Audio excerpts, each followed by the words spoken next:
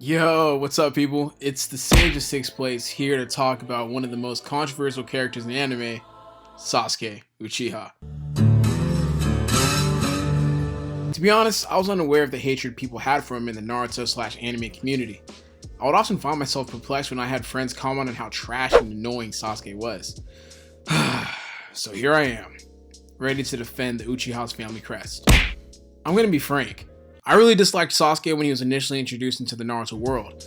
I was like, who the fuck is that guy? He was that classic too cool guy that got all the girls, didn't really have to train to be strong, and didn't care about jack shit. I was immediately turned off by his arrogant and aloof behavior. This changed whenever they revealed his childhood and we got to learn what made him who he was. I don't think we understand the trauma that comes with having your family murdered by your older brother. Nani? Sasuke damn near had it all in a lot of respects. A loving mother, a stern but present father, and a brother whom he respected and admired. This was abruptly taken away from him by someone he believed to be a loving, caring person. On top of that, he was forced to see his whole family murdered by his own brother's hand. Can you imagine the psychological damage that could do to someone? I mean, most people can't really emphasize with it, but you have to at least be able to understand how fucked up that can make someone. The annihilation of the Uchiha clan happened before the series actually started, so whenever you're introduced to Sasuke for the first time on screen, you're kind of confused as to why he is the way he is. In fact, it takes the series quite some time to reveal why Sasuke is the way he is. There's this iconic moment, in retrospect of course when you look back in the series, where Team 7 is introducing each other and they're basically talking about their likes, dislikes, and their ultimate dream. It was going pretty well until it got to Sasuke Uchiha himself, because his answer was a little bit darker than the others. He answered his likes as nothing in particular, and he has a lot of dislikes. He didn't say he had a dream, but more so an ambition, and that ambition was to kill a certain somebody. Jesus Christ. It's pretty obvious at the start of the series that Sasuke is there to be a foil to Naruto. Naruto is, well, obviously the main character, so it's very easy to dislike Sasuke at this point. We're not presented with a lot of information, and up until this point, you can tell that there's some sort of rivalry that exists between Naruto and Sasuke. I don't want to make this video too long by explaining Sasuke's character growth in every single arc of the series, but I think it's important to note that you could tell that Sasuke is becoming a lot more comfortable with his growing cast members. This was made apparent during his fight with Zabuza and Haku, where he sacrificed himself for Naruto when Naruto found himself about to die. In my opinion, this is one of the bigger moments in Naruto and Naruto Shippuden because this was a huge character development moment for Sasuke Uchiha. He was supposed to be a character that had a one-track mind of accomplishing his goal, but he was ready to throw that all away to protect Naruto, someone who slowly became his friend. This becomes important because Sasuke will eventually see the Hidden Leaf friends as strings that were holding him back. This becomes evident to him in two major events that happen back to back. Naruto saving Sasuke and Sakura from Gaara, and Itachi destroying Sasuke when he returned to the Leaf Village. These events happening in succession led Sasuke to believe that he was getting further and further away from his end goal of killing Itachi. He decided to cut his ties with the village in order to gain as much power as possible. Fast forward to Naruto Shippuden, Sasuke was finally able to face Itachi in battle to avenge his clan. After a fight to the death, Sasuke collapsed victorious. He had finally achieved his lifelong goal of killing his evil older brother. Obito, then known as Tobi, or Madara to a few, revealed the truth of Itachi. The older brother he hated was actually a double agent for the Hidden Leaf, who was ordered to kill his clan in order to protect his younger brother that he loved so dearly. After learning the truth of Itachi, he then changed his goals to destroying the Leaf Village because they exploited the kindness of his loving older brother. I mean, I can't blame him for the change of mind. Who could? Everything that you worked up to this point turned out to be a lie. I think this is where the sudden disconnect comes with Sasuke. At this point, all he sees is red. He goes on somewhat of a rampage and attacks Killer Bee. I mean, he low-key got smacked. You got knocked the out.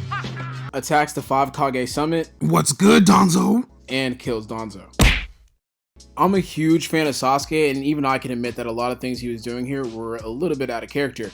But at the same time, I was able to understand where he was coming from because this was kind of like a knee-jerk reaction of learning everything you've been working for has been a lie, and the cause of this was the Hidden Leaf Village. Sasuke's character is a dynamic one.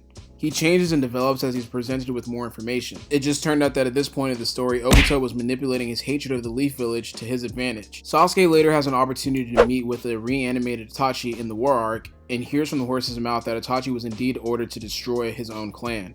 Itachi chose the village over his clan, and this made Sasuke want to know even more information. What is a village? What is the duty of Hokage?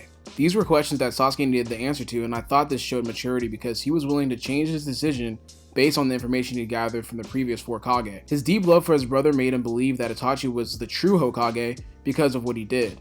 Itachi was someone who embodied all the hate and brought everyone together. He wanted to follow what Itachi did, not the ideals he spoke of. This way of thinking led him to believe killing Naruto, the Nine-Tailed Beast, and the 5 Kage was the way to create true peace. He wanted to take on all that hatred himself because he thought the only way to unite others was to give them a common enemy, much like how Itachi lived. Sasuke truly believed that the way of the past was wrong. He wanted to start a revolution. He believed that killing Naruto, the Nine-Tailed Beast, and the 5 Kage was going to allow the world to start anew, and if he was able to do that, he would become the most powerful person in the universe. In doing so, that would allow him to stand unopposed and make the world come together in order to bring him down. This will bring what he thought would be world peace. However, Naruto had different plans, and like the amazing friend he is, he beat the shit out of Sasuke and brought him back to his senses, and this made Sasuke realize that what he was doing probably wasn't the best way to go about things. In all honesty, I can't blame him for how he felt or how his character developed given the circumstances. I'm going to reference a quote from Itachi that's going to help me further explain why you shouldn't hate on Sasuke too much. People live their lives bound by what they accept as correct and true. That's how they define reality. Their reality may all be a mirage. Can we consider them to simply be living in their own world, shaped by their beliefs? That quote allows me to pity Sasuke in a sense. He's a tragic character that is the same as Naruto but also different in so many ways. Naruto could easily have chosen the path Sasuke took. Naruto chose the path of love, while Sasuke was consumed by his hatred. I don't agree with what he grew into during some parts of the anime, but I completely understood it. He was a by any means necessary kind of character. He wasn't so much about the ideals like Naruto. He was more so focused on the realistic things that he could do in order to have his goals achieved. I can never hate or clown on a character for that. He served a purpose. People say he's whiny and he's an undecided bitch. I think it's funny because most of us in the real world can't even decide on what we want to eat when we're hungry or what college we want to go to. I think Sasuke is a reflection of realism in the world, and I can never hate on him for that. I don't think we take into account the traumatic experiences that make a character think the way they think. Sasuke's experiences shaped his reality. Kind of like the quote that I read from Itachi above. I mean, maybe we should have your whole family murdered by older brother, get fed lies about why, and figure out later in life the government ordered him to do so, and see how you feel after. I mean, I'm just saying, like, really think about that. I mean, could I really blame you for being mad at those responsible for playing a role in killing your whole family?